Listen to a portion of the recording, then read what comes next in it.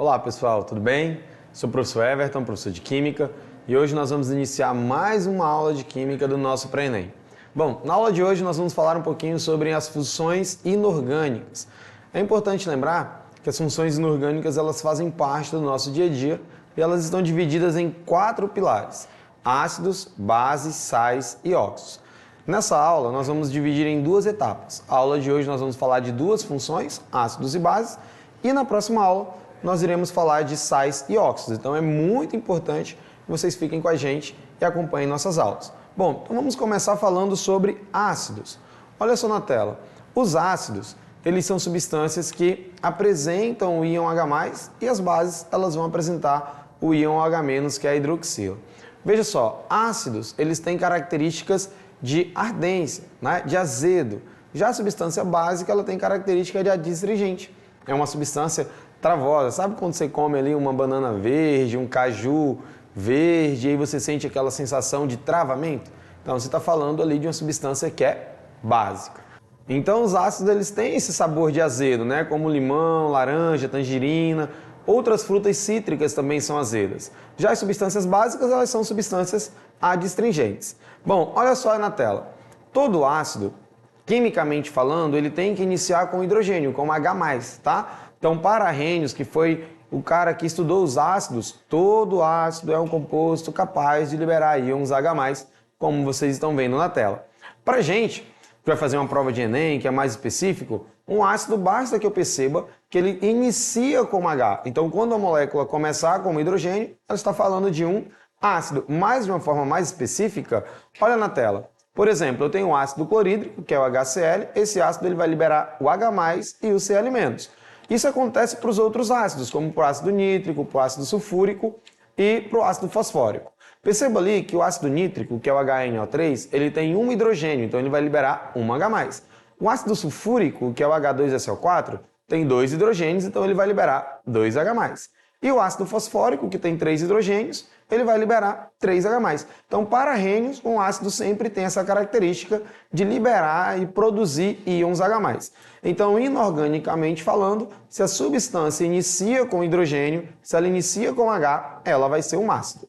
Nós podemos classificar um ácido de algumas maneiras, em relação ao número de elementos, em relação à quantidade de hidrogênios, em relação da presença ou não de oxigênios, que é o que nós vamos ver na sala. Olha só, de acordo com o número de hidrogênios, nós vimos na tela anterior que um ácido ele pode ter 1, 2, 3 ou 4 hidrogênios. Isso faz com que ele possa ser chamado de monoácido, diácido, triácido ou um tetrácido. Tudo bem? Só acompanhar os exemplos aí na tela. Ó. O HCl só tem um hidrogênio, então ele é monoácido.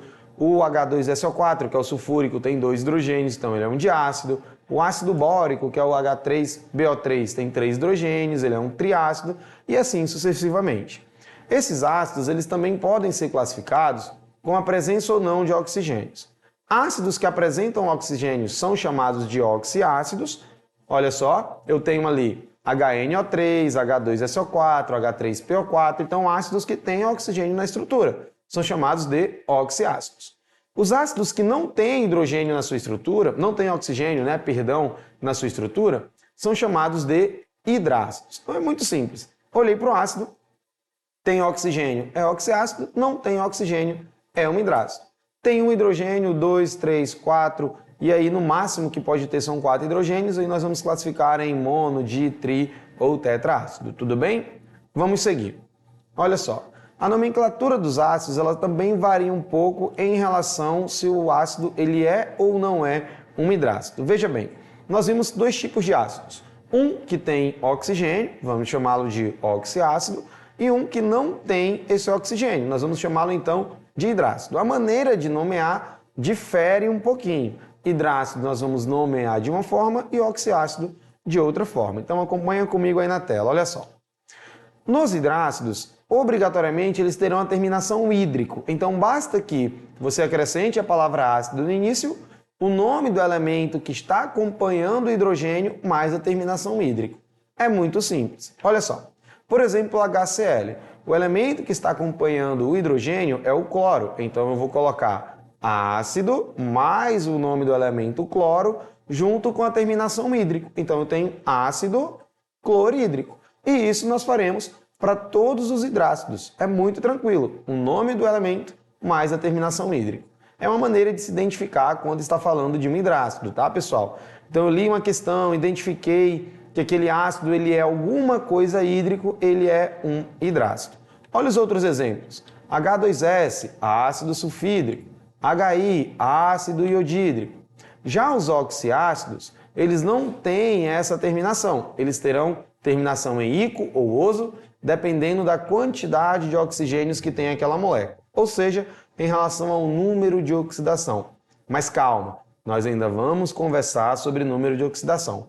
Para a gente, que estamos aí nas primeiras aulas, todo ácido que tem oxigênio a mais, ele irá terminar em ico. Então agora, ao invés de fazer a terminação hídrico, nós iremos fazer essa terminação ser ico. Olha o exemplo. H2CO3.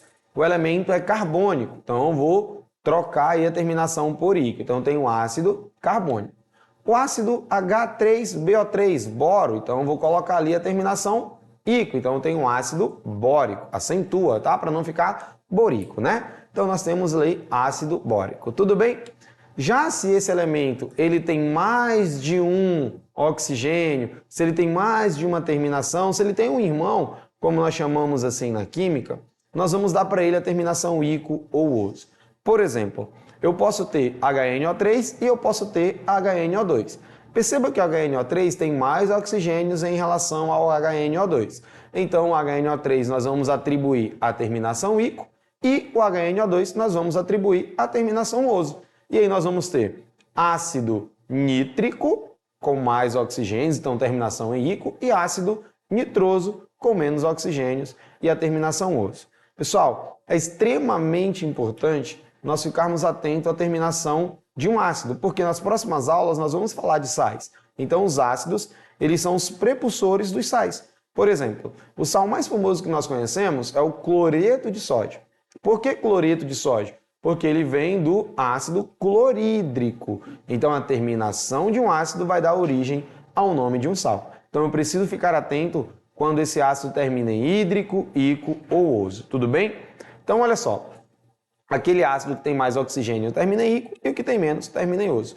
Outro exemplo, o ácido H2SO4 e o H2SO3. Então nós temos ácido sulfúrico, terminação em ico, e ácido sulfuroso, terminação em oso. Tudo bem?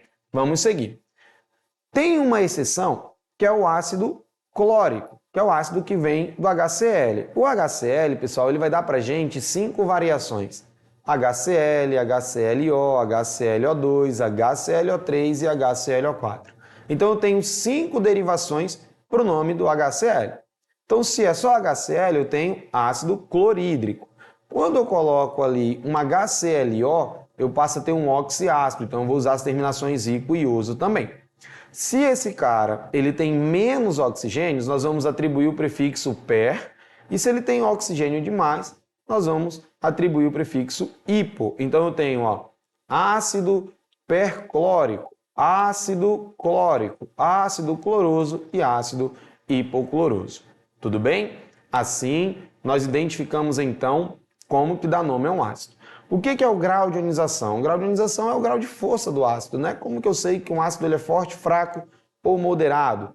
Muito tranquilo. É só pegar o número de oxigênios e subtrair pelo número de hidrogênios se ele for um oxiácido. Se for um hidrácido, aí você tem que lembrar que são os elementos da família 7A. Olha só. Os hidrácidos, eles podem ser fortes, fracos ou moderados. A mesma coisa para o oxiácido, então eu tenho HCl, HBr e HI sendo ácidos fortes, o ácido fluorídrico HF sendo ácido moderado e os fracos, ácido cianídrico e ácido sulfídrico. Aí, realmente você tem que saber que são esses elementos que são fortes, fracos e moderados. Para o oxiácido é tranquilo. Lá eu tenho como resolver, então eu tenho que pegar o número de oxigênios e subtrair pelo número de hidrogênios. Se essa subtração for 2 ou 3, eu tenho um ácido forte. Se ela for 1, eu tenho um ácido moderado. E se ela for 0, eu tenho um ácido fraco. Olha só, ácido nítrico, HNO3, então 3 menos 1 vai dar 2, é um ácido forte. Ácido fosfórico, H3PO4, 4 menos 3 vai dar 1, ácido moderado. Ácido bórico, H3BO3, 3 menos 3 vai dar 0, então eu tenho um ácido fraco. Tudo bem? Dessa maneira, nós conseguimos identificar então a força de um ácido, o poder de ionização desse ácido. Vamos seguir. Os ácidos aí no nosso dia a dia, eu tenho um ácido nítrico, eu tenho um ácido acético, que é o vinagre, o ácido carbônico, que está presente nas bebidas gaseificadas, e o ácido fosfórico, que é usado como adubo, né, fertilizante.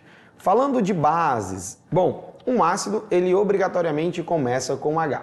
E uma base, ela vai ter a presença da hidroxila, tanto que a base nós chamamos de bases ou hidróxidos. Substâncias que são metais ligados a hidroxilas, elas serão substâncias básicas, tudo bem? Vamos acompanhar na tela. A Arrhenius falou pra gente que um ácido ele liberava íons H+. Já uma base, ela obrigatoriamente deverá liberar o íon OH-, que é uma hidroxila, perfeito? Olha só, nós temos ali então a hidroxila sendo liberada, NaOH vai liberar uma hidroxila, CaOH2 vai liberar 2 hidroxilas, a LOH3 vai liberar 3 hidroxilas e assim por diante. Tranquilo? Então eu tenho hidróxido de sódio, hidróxido de cálcio e hidróxido de alumínio. Vamos seguir. O que acontece então com as bases? As bases elas também podem ser classificadas em monobase, dibase, tribase, tetrabase, dependendo da quantidade de hidroxilas. Se a minha molécula tem uma hidroxila, ela é uma monobase. Se tem duas, ela é uma dibase. Se tem 3, é uma tribase. Se tem 4, é uma tetrabase. É importante lembrar que para ser uma hidroxila tem que ser um OH. E para ser uma base, tem que ser obrigatoriamente um metal ligado a essa hidroxila ou o NH4OH, que é o hidróxido de amônio, que é a única base não metálica. Então nós temos apenas uma única base que é não metálica, que é o NH4OH. Todo o restante, para ser uma substância básica, precisa ser um metal, seja ele alcalino, alcalino terroso ou metal de transição ligado à hidroxila. Aí sim nós teremos uma base. Olha só, continuando.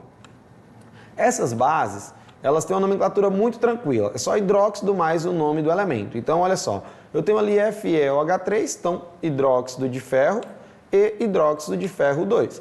Mas eu também posso usar as terminações ico e oso, hidróxido férrico e hidróxido ferroso. O nome da base, gente, é muito mais tranquilo do que o nome do ácido. É só a palavra hidróxido mais o nome do elemento. Então, ó, eu tenho hidróxido estânico, né, porque é estanho, e hidróxido estanoso, que também é estanho. Mas eu também posso usar hidróxido de estanho 4 e hidróxido de estanho 2, como nós vamos ver os outros exemplos. Olha só, hidróxido de ferro 2, hidróxido de ferro 3, hidróxido de estanho 2 e hidróxido de estanho 4. Isso, claro, em relação às suas cargas. Tudo bem? Vamos seguir. Aí nós temos na tela uma escala de pH. Como que funciona a escala de pH? A escala de pH é o que vai dar para você o caráter ácido básico dessa solução. Toda substância com pH menor que 7 é uma substância ácida e substância com pH maior que 7 é uma substância básica. Lembrando que substâncias básicas podem também ter caráter alcalino. Já a substância com pH 7 é uma substância neutra. A única substância neutra pura é a água, tá, pessoal? Então, a água destilada, somente água, ela vai ter ali um pH 7. É uma substância neutra. A água mineral que a gente bebe na nossa casa, normalmente ela vai ter ali um pH em torno de 4,5, 5,5. Algumas águas minerais aí, como a gente não pode falar aqui, mas tem água mineral na cidade que tem um pH maior que 7, então já tem um pH mais neutro. Então, o que eu quero que vocês entendam é: quanto mais próximo do zero, mais ácido é essa substância. Quanto mais próximo do 14, mais básica é essa substância. E quanto mais próximo do 7, menos ácido ou menos básico é essa substância. Aí na tela vocês estão acompanhando alguns exemplos, né, de substâncias ácidas ou básicas do nosso dia a dia. Tudo bem? Então, pessoal, ácido e base é fundamental, tá? Principalmente para as questões que envolvem química ambiental, que é a química verde, que está lá, é matriz do Enem, tem que cair questão de química ambiental, tem que cair questão de química dentro do meio ambiente, tem que cair questão de química verde. E ácido e base está dentro dessa temática. Então vamos lá, vamos praticar, vamos ver o que nós conseguimos compreender da nossa aula de hoje. Acompanha na tela. Olha só, essa questão número 1, Vocês conseguem encontrar no livro do Enem, o livro número 1, é lá na página 191, tá? A questão diz o seguinte, ó.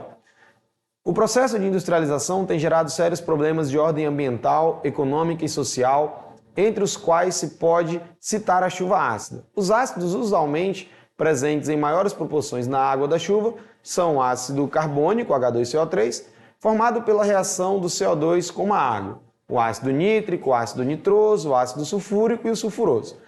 Esses quatro últimos são formados principalmente a partir da reação da água com o óxido de nitrogênio e de enxofre gerados pela queima de combustíveis fósseis. A formação da chuva mais ou menos ácida depende não só da concentração do ácido formado, como também do tipo de ácido. Essa pode ser uma informação útil na elaboração de estratégias para minimizar esse problema ambiental. Se consideradas as concentrações idênticas, quais dos ácidos citados no texto conferem maior acidez às águas da chuva? Pessoal, é assim mesmo. Enem, questões são grandes, exige um pouquinho de interpretação da gente. Mas essa questão, com a nossa aula de hoje, vocês vão ver que ela vai ficar muito tranquila. Ela só quer saber da gente qual dos ácidos apresenta o maior grau de acidez. E nós vimos na aula que, para determinar o grau de acidez, basta subtrair o número de hidrogênios pelo número de oxigênios, e aí nós vamos ter, se for 2 ou 3 é forte, se for 1 é moderado, se for 0 é fraco. Então, dentre todas essas alternativas, nós temos que encontrar aquela em que os ácidos terão o maior grau de acidez, ou seja, que darão para a gente o maior número nessa diferença.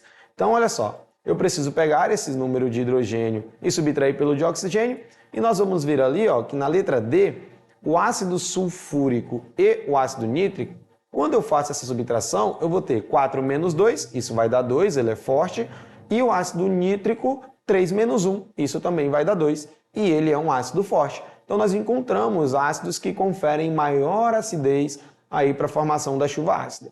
Só para vocês ficarem atentos, ó. Olha só a letra B, H2SO4 e H2SO3. Quando eu faço 4 menos 2, eu vou ter 2, então isso vai dar um ácido forte.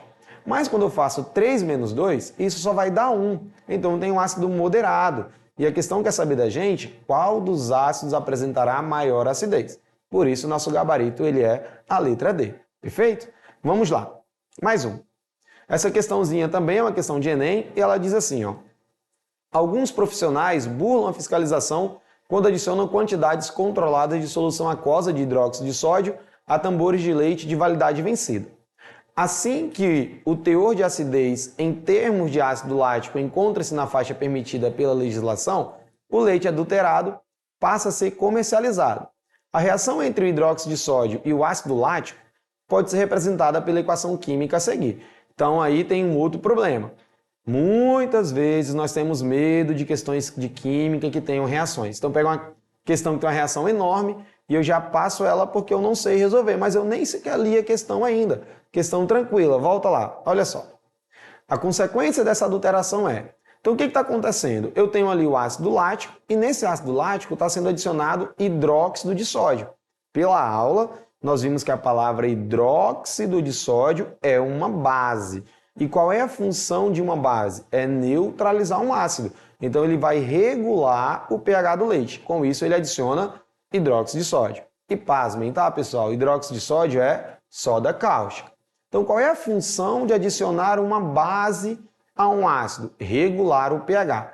Mas para regular o pH, eu preciso aumentar esse pH, já que ele vai ter um grau de acidez muito alto. Daí eu adiciono uma base, essa base vai regular esse pH, elevando então o pH do leite, aumentando esse pH, trazendo esse pH para um pH alcalino ou para um pH básico.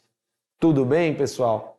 Questão tranquila, né? Então, gente, muito obrigado por ficarem até aqui. Para essas e outras aulas, acessem a nossa plataforma